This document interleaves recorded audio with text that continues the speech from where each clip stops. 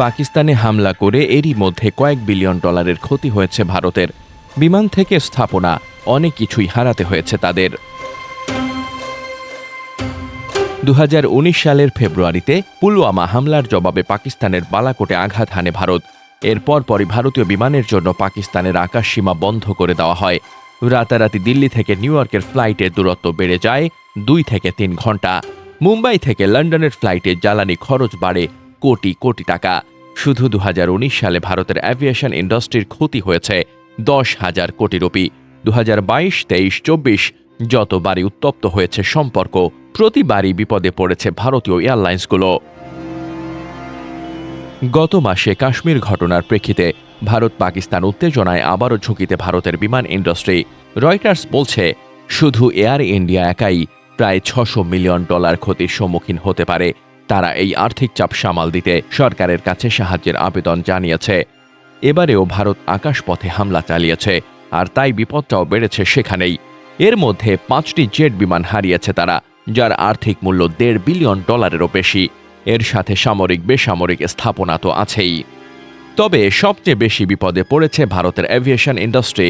প্রতি বছর প্রায় 2.5 লাখ আন্তর্জাতিক ফ্লাইট ভারত থেকে ছেড়ে যায়। পাকিস্তানের আকাশসীমা বন্ধ করে দেওয়ার ফলে ভারতীয় বিমানগুলোকে নিতে হচ্ছে দীর্ঘ পথ। বাড়ছে জ্বালানি খরচ, সময় এবং যাত্রীদের ভোগান্তি। এয়ারলাইন্সগুলোকে প্রতিটি ফ্লাইটে 20 থেকে 30% বেশি জ্বালানি খরচ করতে হচ্ছে। অতিরিক্ত সময়ের কারণে প্রতিটি ফ্লাইটে গড়ে 29 লাখ টাকা অতিরিক্ত খরচ হচ্ছে। ফলে টিকেটের দাম বাড়াতে বাধ্য হয়েছে তারা। শুধু তাই নয়, দীর্ঘ ফ্লাইট পাইলট ও ক্রুদের ওপর চাপিয়ে দিচ্ছে অবিশ্বাস্য ক্লান্তি। সম্প্রতি পাইলটদের শিফটও বাড়ানো হয়েছে, কখনো 16 ঘন্টারও বেশি। আন্তর্জাতিক রীতিনীতির তোয়াক্কা না করেই ভারতে কাজটি করেছে। এরই মধ্যে ককপিটে ক্লান্ত পাইলটের ভিডিও ভাইরাল হয়েছে সোশ্যাল মিডিয়ায়। এয়ার ইন্ডিয়ার একজন পাইলট বলেছেন, আমরা রোবট নই, এই ক্লান্তি একদিন বড় বিপদ ডেকে আনবে। দুর্ভোগ পোহাতে হচ্ছে যাত্রীদেরকেও। ফ্লাইট বিলম্ব, রুট পরিবর্তন এবং অতিরিক্ত খরচের কারণে তাদের ভ্রমণ অভিজ্ঞতা হচ্ছে দুর্বিষহ। অনেক যাত্রীকে মাঝপথে নামিয়ে দিয়ে পুনরায় ফ্লাইটে উঠতে হচ্ছে, যা তাদের জন্য নতুন এক যন্ত্রণার নাম। বাংলাদেশ সহ দক্ষিণ এশিয়ার অন্য দেশগুলোকেও ভোগান্তি পোহাতে হচ্ছে। এরই মধ্যে দক্ষিণ এশিয়ার আকাশপথে সৃষ্টি হয়েছে এক বিশৃঙ্খল পরিস্থিতি।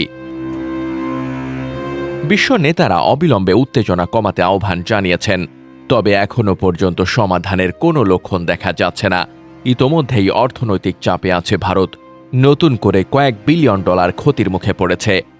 ঘরে বাইরে এত চাপের মধ্যে দিশেহারা প্রধানমন্ত্রী নরেন্দ্র মোদী কী পদক্ষেপ নেন, সেটাই এখন দেখার বিষয়।